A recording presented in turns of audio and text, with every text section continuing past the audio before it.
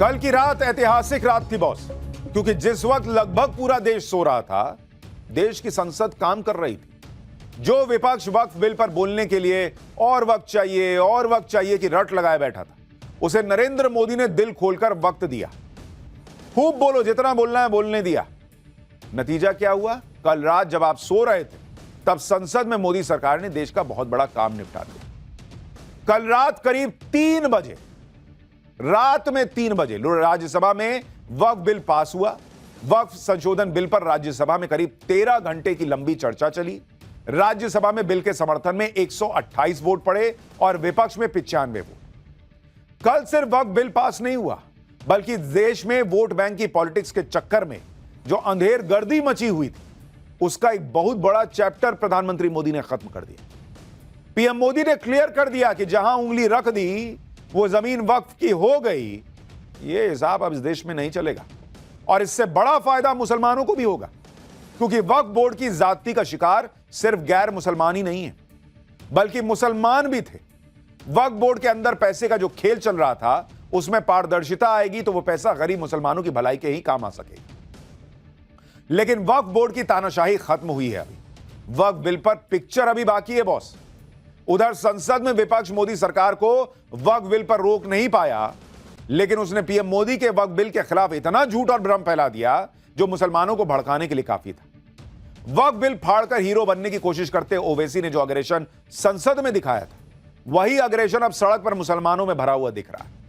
आज वही हुआ जिसकी उम्मीद कल से थी। आज जुमे की नमाज पर जो मुसलमानों की भीड़ शहर शहर सड़क पर निकली, उन्हें वक्फ बिल के विरोध में भड़काने की पूरी कोशिशें हुई।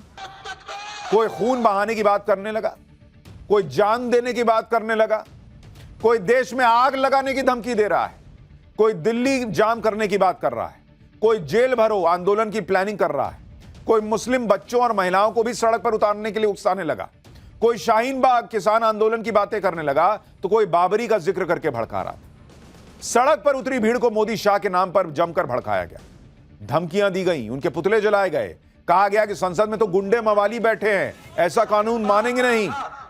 जुमे की नमाज के दिन वक्फ पर कैसे बवाल मचा, इसकी एक एक तस्वीर आज आपको दिखाऊंगा। वक्फ बिल पास होने पर पीएम मोदी ने कैसे विपक्ष की क्लास लगाई, वो बताऊंगा।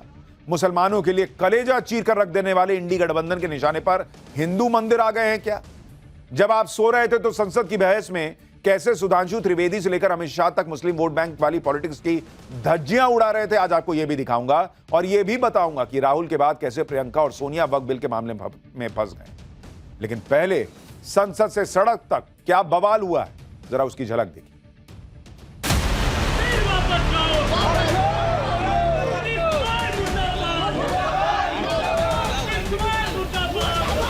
हम खून बहाने के लिए तैयार हैं, दिल्ली को बंद जाम करने का इंशाअल्लाह इरादा रखते हैं। काली पट्टी जब तक नहीं उतरेगी, जब तक काला कानून नहीं हटेगा, जेल भरो आंदोलन करना पड़ेगा। तो मुसलमान का एक छोटा बच्चा भी जेल में आपको नजर आएगा, औरतें भी नजर आएगी जेल। हमारी जान देने को भी हम तैयार हैं। लड़ाई सुप्रीम कोर्ट में होनी है। सुप्रीम कोर्ट जाएंगे, सुप्रीम कोर्ट से न्याय की गुहार लगाएंगे।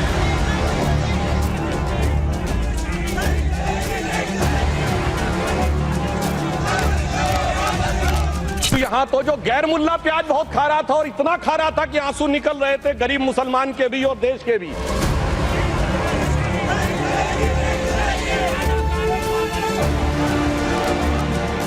कि श्री रामचंद्र कह गए सिया से ऐसा कलयुग आएगा, गोपालक श्री यदुवर कुल में एक ऐसा नेता आएगा जिसे बकरे कटने में खुशबू मिलेगी, गौ माता में बदबू पाएगा।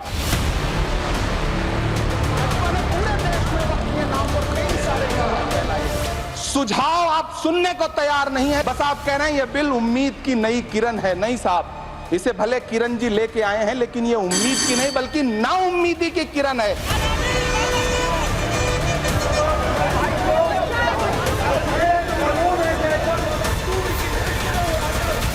हम ही को कातिल कहेगी दुनिया, हमारा ही कत्लेआम होगा। हम ही कुएं खोदते फिरेंगे, हम ही पे पानी हराम होगा।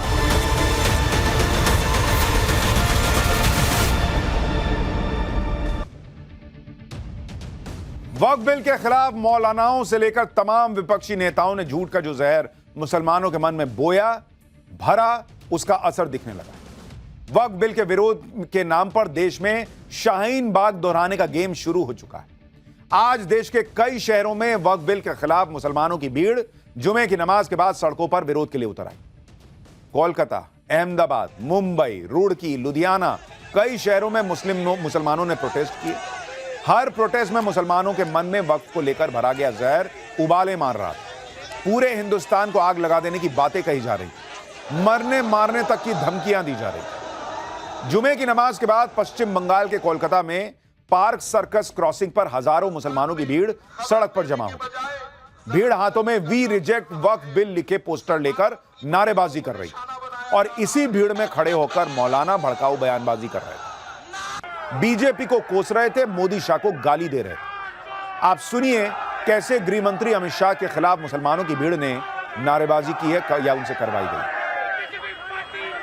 क्या गारंटी है कि उसमें चंद्रचूड़ जैसा जज नहीं होगा जो भगवान से पूछकर फैसले देता हो?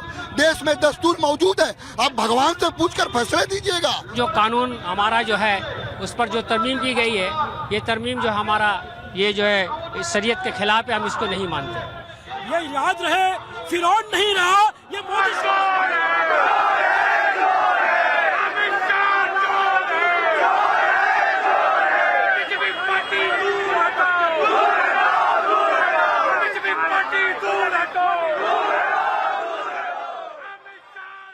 आप देखिए कि मोदी और शाह की जोड़ी ने मुसलमानों के हित में वक्फ बिल पास करवाया, जिससे इन मुसलमानों का ही भला होना है। लेकिन वक्फ बिल को लेकर इतना झूठ फैलाया जा चुका है कि कोलकाता में मुसलमानों ने पीएम मोदी का पुतला जलाया। कैसे हजारों मुसलमानों की भीड़ पीएम मोदी के पुतले को फूंक देने पर उतारू थी, उसकी तस्वीरें देखें। कोलकाता में हुए इस विरोध प्रदर्शन में देश की कानून व्यवस्था को कैसे चुनौती दी गई और मोदी शाह को क्या धमकियां दी गई, आप सुनेंगे तो माथा पीट लें। सुनिए।